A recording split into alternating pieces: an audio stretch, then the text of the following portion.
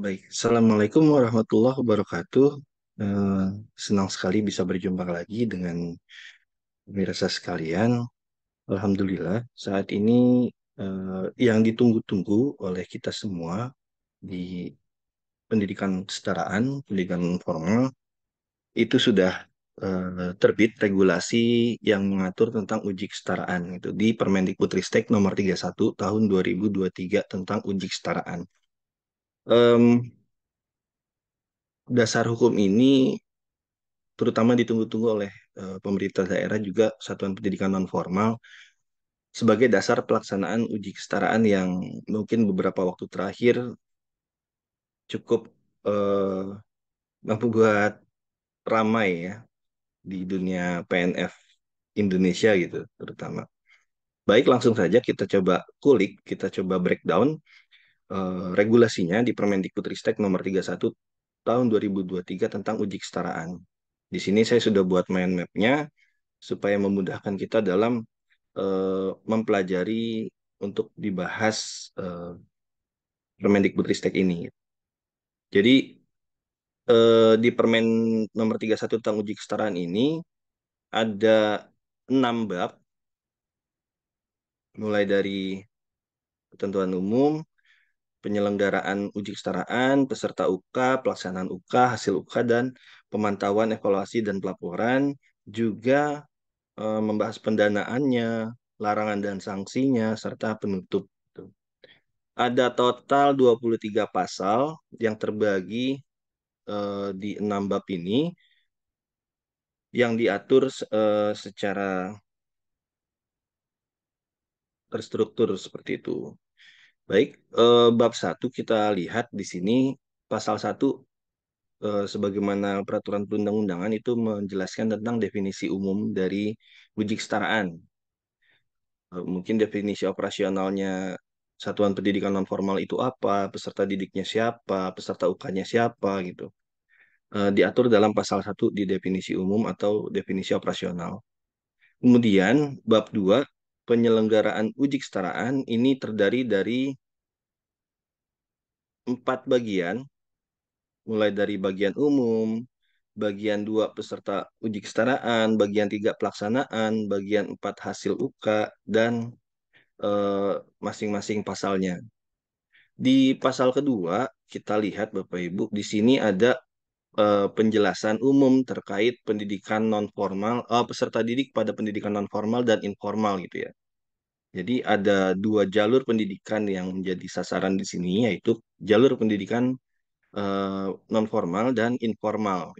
Jadi peserta didiknya yang ada di PKBM, SKB, dan sekolah rumah kalau di peserta didik informal. Kemudian di ayat kedua dijelaskan bahwa uji kesetaraan ini sifatnya pilihan. Jadi kalau peserta didiknya mau ikut silakan, mau tidak ikut juga tidak dipaksakan gitu ya. Pada ayat ketiga menjelaskan peserta didik non formal itu terdiri dari peserta didik kelas akhir paket A, paket B, dan paket C. Dan peserta didik informal eh, pelaku sekolah rumah atau peserta didik sekolah rumah yang mana ini diatur di PP 57 tahun 2021 tentang Standar Nasional Pendidikan pada pasal 54. Jadi peserta didik sekolah rumah kalau dia mau diakui setara formal, kalau dia mau mendapatkan ijazah itu harus ikut uji kesetaraan.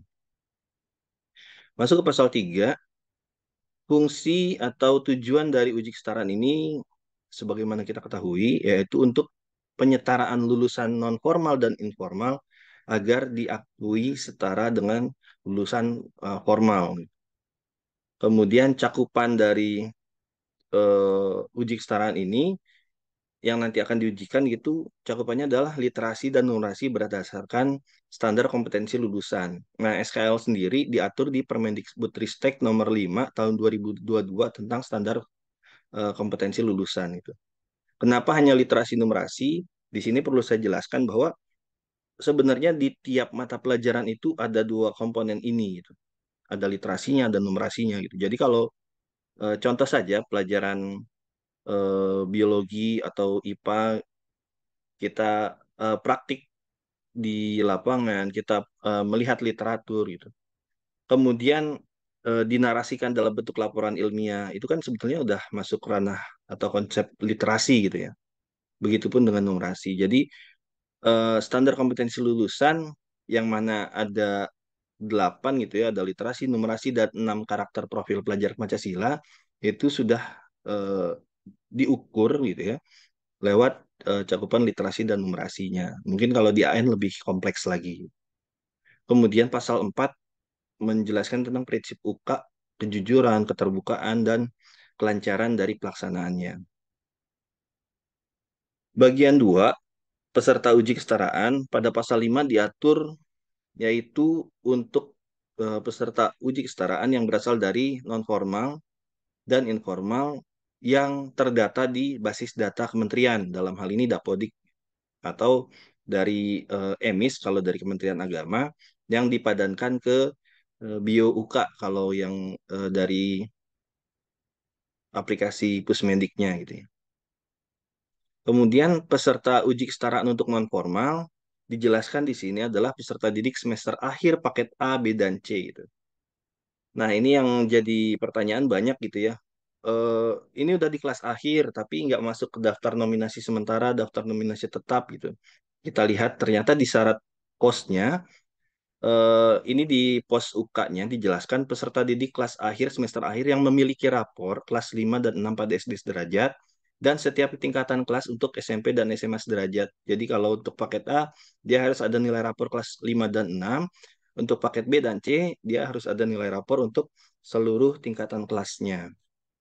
Ini dipersyaratkan di pos. Selain itu juga memiliki data yang valid, yaitu punya NISN, NISN-nya tidak ganda, tidak ada residu, dan seterusnya. Kemudian pada ayat 3 mengatur tentang peserta UK dari non-formal pondok pesantren. Nah, ini mungkin yang sama-sama kita ketahui, pondok pesantren Salafiyah itu ada kesetaraannya juga, ada ULA untuk SD sederajat, Woodstock untuk SMP sederajat, dan ULIA untuk SMA sederajat. Kemudian pada ayat 4 mengatur tentang peserta UK dari jalur pendidikan informal atau sekolah rumah. Masuk ke bagian 3 pelaksanaan UK, pasal 6, ayat 1 diselenggarakan oleh satuan pendidikan terakreditasi yang ditetapkan. Di sini mungkin penjelasannya, kenapa harus yang terakreditasi, karena prinsipnya adalah penjaminan mutu ya. Karena penjaminan mutu kaitannya dengan pemenuhan 8 standar nasional pendidikan yang mana itu eh, dinilai, diakses dalam eh, akreditasi. Jadi kalau sudah terakreditasi, penilaiannya itu sudah mempertimbangkan pemenuhan 8 standar nasional pendidikan gitu, dalam rangka penjaminan mutu, kualitas dan mutu dari pembelajaran di satuan pendidikan. Kemudian selain terakreditasi juga ada pertimbangan sumber daya dan keterjangkauan lokasi untuk pelaksanaan UK ini. Kemudian kalau eh, kaitannya dengan pelaksanaan, di sini juga dijelaskan adanya koordinasi antara kementerian, Kemendikbud, Kemenak, dan daerah, dalam hal ini Dinas Pendidikan provinsi sebagai perpanjangan tangan dari Pusmendik untuk teknisnya, dan Dinas Pendidikan Kabupaten Kota sebagai pembina dan pelaksana di level daerah. Pasal 7 kelengkapan, lebih mengatur kelengkapan yang mana di dalamnya menyebutkan sarana yang diperlukan dalam pelaksanaan UK, yaitu punya komputer, listrik, dan internet pasti, karena nanti pelaksanaannya adalah computer based, itu berbasis komputer, dan yang dibutuhkan adalah petugas, yaitu proktor dan teknisi untuk penyelenggaranya. Pasal 8 dilaksanakan UK itu di satuan pendidikan atau bisa juga di luar satuan pendidikan dengan kriteria yang sudah ditentukan dalam POS.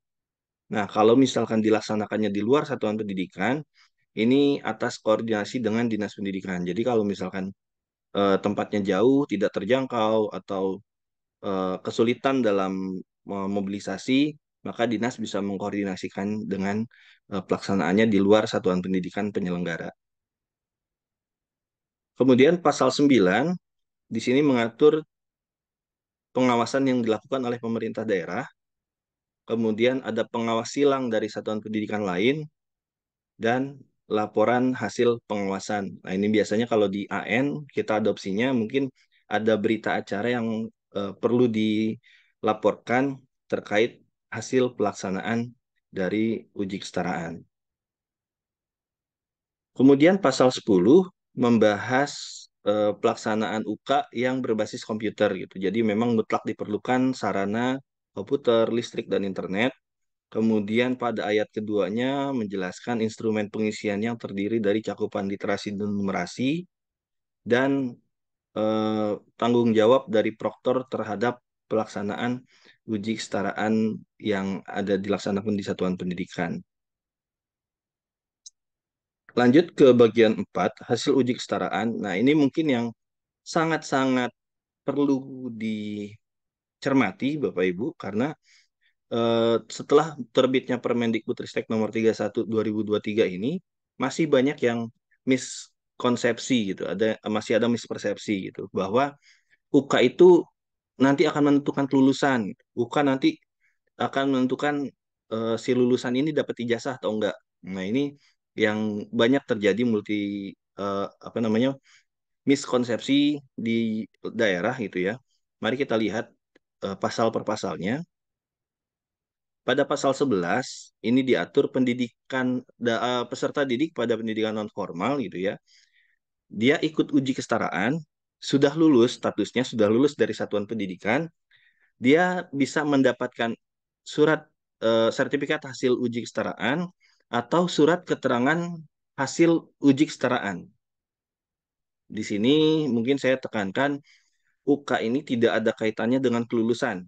Karena apa? Kelulusan itu diatur di Permendikbudristek nomor 21 tahun 2022 pada pasal 10 yang bunyinya untuk kelulusan itu mengacu pada laporan kemajuan pelajar, pencapaian peserta didik pada semua mata pelajaran dan ekstrakurikuler, semua prestasi lain pada kelas 5 dan kelas 6 pada SD sederajat, dan setiap tingkatan kelas untuk SMP dan SMA sederajat. Jadi, kelulusan itu ditentukan dari adanya laporan kemajuan belajar pencapaian peserta didik. Tidak kemudian dikaitkan dengan tidak ikut UK, tidak diberikan ijazahnya. Itu adalah konsepsi yang keliru. Jadi, tidak ada kaitannya dengan kelulusan ya, Bapak Ibu.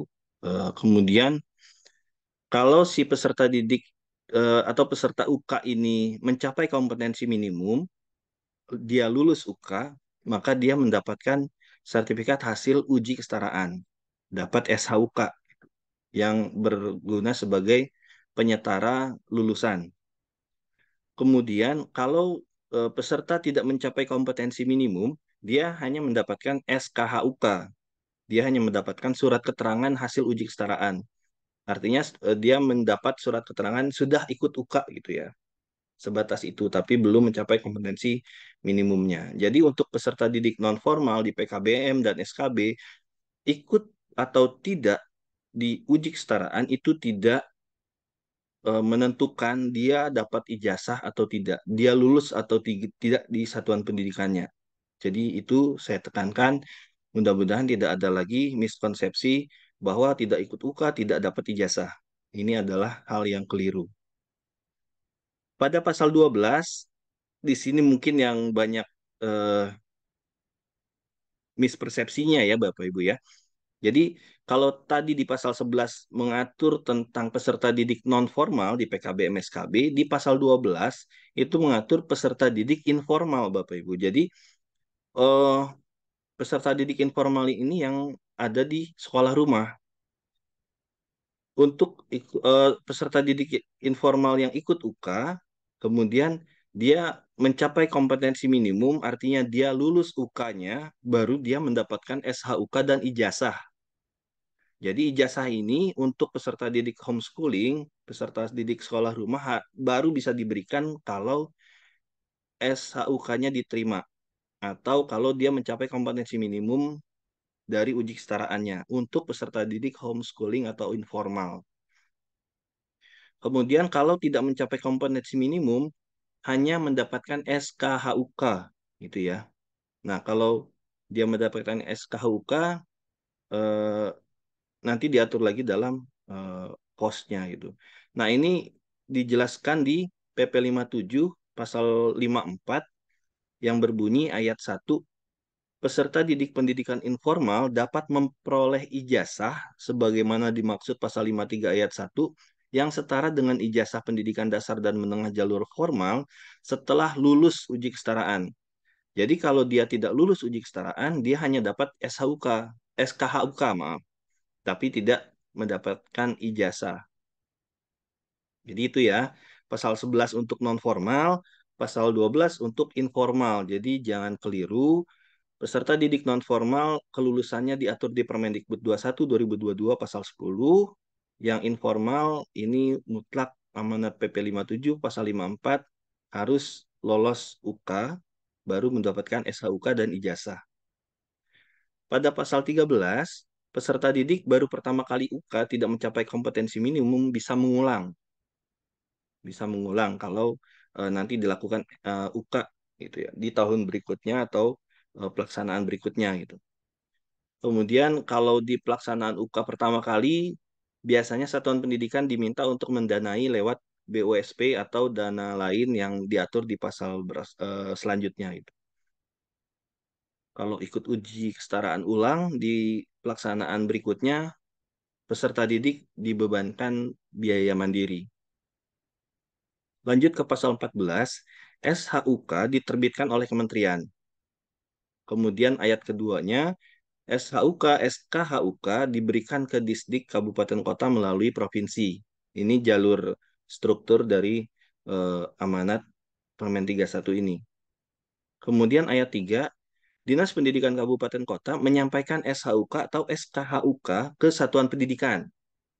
Jadi ini terstruktur, berjenjang, dan pada pasal 14 ayat 4, belangko SHUK dan ijazah ditetapkan pimpinan unit utama. Dalam hal ini Kepala BSKAP. Nah, ini yang kemudian merujuk ke PP 57 tadi, bahwa diberikannya ijazah pada peserta didik pendidikan informal nanti diterbitkan atau ditetapkan oleh pimpinan unit utama, dalam hal ini Kepala BSKAP. Pasal 15, SHUK memuat di antara lain identitas peserta didik, nilai UK, dan capaian kompetensi dari hasil UK-nya yang memuat di SHUK. Kemudian di pasal 16, apabila SHUK rusak, hilang, musnah, atau ingin digandakan, itu bisa cetak salinannya di web uji kesetaraan Pusmendik. Jadi nanti ada eh, eh, mekanisme keabsahannya gitu ya. Kalau misalkan dia mau melakukan penggandaan atau penggantian SHUK yang rusak, hilang, atau musnah. Keabsahan salinan atau kopi di ayat 2 itu berdasarkan data. Jadi nanti SHUK yang dicetak di web UK itu disandingkan dengan kondisi data dari basis data Pusmendik. Dan SHUK kopi ditetapkan oleh BSKP. Biasanya kalau udah diunduh salinannya di web UK itu nanti ada barcode sama seperti SHAN kemarin ya atau SHUN ya yang sebelumnya. Lanjut ke bab 3 pemantauan evaluasi dan pelaporan. Pada pasal 17 kementerian dan pemerintah daerah melakukan pemantauan evaluasi dan pelaporan. Pasal 18 pemerintah daerah melaporkan ke kementerian, dalam hal ini Kemdikbud, ditembuskan ke Kemdagri, yang diatur kemudian di ayat keduanya. Laporan tersebut berbunyi atau berisi kesiapan, pelaksanaan, kendala, dan tindak lanjut penanganan masalah yang terjadi yang dicatat dalam pelaksanaan uji kesetaraan. Dan ayat 3, laporan paling lambat disampaikan 1 bulan setelah pelaksanaan. Lanjut ke bab 4, eh, pasal 19, pendanaan uji kesetaraan ini bersumber dari APBD, APBN, masyarakat, maupun sumber lain yang tidak mengikat. Jadi kalau misalkan pemerintah daerah punya alokasi dana, silakan dialokasikan untuk pendanaan uji kesetaraan. Kemudian dari APBN, kalau misalkan Satuan Pendidikan penerima BOSP, ada komponen evaluasi di sana, silakan dialokasikan dari komponen evaluasi BOSP tersebut. atau sumber lain dari masyarakat atau sumber dari luar APBD, APBN maupun masyarakat. Bab 5 larangan dan sanksi, pasal 20 ayat 1 larangannya adalah dalam pelaksanaan, yaitu mencontek, minta bantuan menjawab, menggunakan joki, bawa alat komunikasi ke dalam ruang uji kesetaraan, sampai dengan melanggar tata tertib, ini adalah larangan di pasal 20 ayat 1. Kemudian proktor dilarang membiarkan saling mencontek. Jadi kalau ada saling mencontek, silakan dicatat dan dilaporkan. Juga pembiaran menggunakan joki ini sangat-sangat dilarang. Kalau proktor menemukan ada joki, kemudian dibiarkan, itu adalah pelanggaran. Kemudian pembiaran membawa alat gitu. Jadi kalau ditemui ada alat-alat komunikasi yang tadi di atas mungkin sudah dijelaskan, kalau proktor melakukan pembiaran, maka itu menjadi larangan yang dilanggar gitu ya.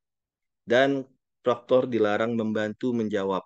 Tapi kalau misalkan proktor diminta membantu dalam hal asistensi pelaksanaan, itu dibolehkan, hanya tidak boleh membantu menjawab.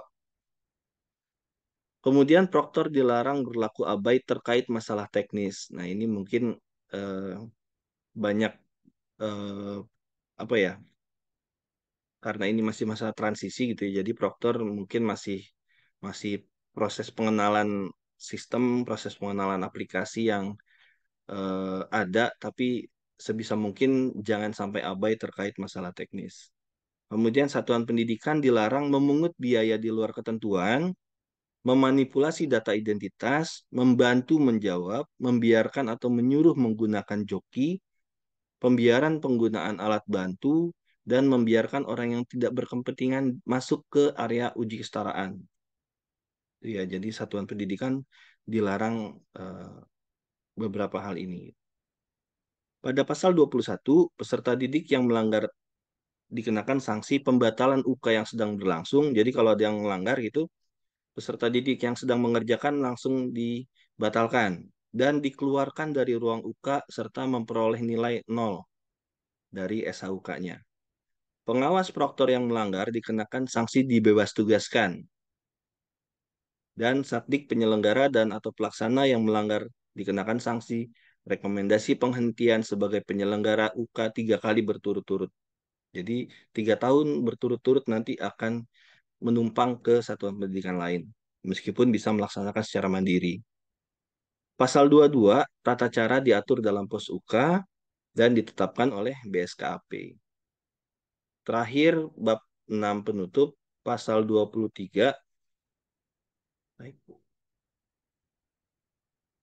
Permendikbudristek ini berlaku mulai tanggal ditetapkan. Jadi demikian Bapak Ibu penjelasan dari Permendikbudristek nomor 31 tahun 2023 tentang uji kesetaraan. Ada 6 bab, kemudian pelaksanaannya ada 3 bagian, yang mana penekanannya pada pasal 11 dan 12 hasil dari uji kesetaraan itu sendiri. Jadi jangan khawatir kalau tahun ini tidak ikut uji kesetaraan, bisa mengulang dan tidak ada kaitannya dengan kelulusan. Jadi kalau punya laporan kemajuan belajar pencapaian peserta didik pada semua mapel dan ekskul, serta prestasi lain pada kelas 5 dan 6 pada SD sederajat, dan setiap tingkatan kelas untuk SMP dan SMA sederajat, maka berhak peserta didik itu memperoleh ijazah. Tapi Dinas Pendidikan wajib melakukan verifikasi apakah rekam didiknya valid, apakah datanya sudah sesuai gitu. Jangan sampai peserta didik yang baru mendaftar tidak punya rekam didik, kemudian eh, dinyatakan lulus dan diberikan ijazahnya. Karena tahun depan sudah masuk tahun politik ya 2024. Harapannya Dinas Pendidikan berhati-hati betul dalam mendistribusikan ijazahnya nanti gitu karena kita tidak ingin ada hal-hal yang tidak kita hendaki gitu ya untuk penyalahgunaan belangko ijazah yang diberikan sebagai tanda kelulusan. Kiranya demikian Bapak Ibu yang bisa saya sampaikan. Mudah-mudahan dengan penjelasan ini tidak ada lagi miskonsepsi bahwa tidak ikut UK, tidak lulus dan tidak diberikan ijazah karena ini adalah kaitannya dua hal yang berbeda gitu. Kecuali Pasal 12, peserta didik informal wajib ikut UK sebagai syarat memperoleh ijazah sebagaimana amanat PP 57 pasal 54 untuk peserta didik pendidikan informal. Demikian, mudah-mudahan mencerahkan, mudah-mudahan bisa membantu Bapak Ibu sekalian memahami regulasi ini yang prinsipnya ini adalah bukan hanya sebagai penyetara lulusan, tapi lebih kepada penjaminan mutu dari eh, penyelenggaraan di satuan pendidikan untuk jalur pendidikan non formal dan jalur pendidikan informal. Demikian saya akhiri. Mohon maaf apabila ada kekeliruan. Mohon maaf juga apabila ada kata-kata yang kurang berkenan. Terima kasih sudah menyaksikan. Billahi taufiq wal hidayah. Wassalamualaikum warahmatullahi wabarakatuh.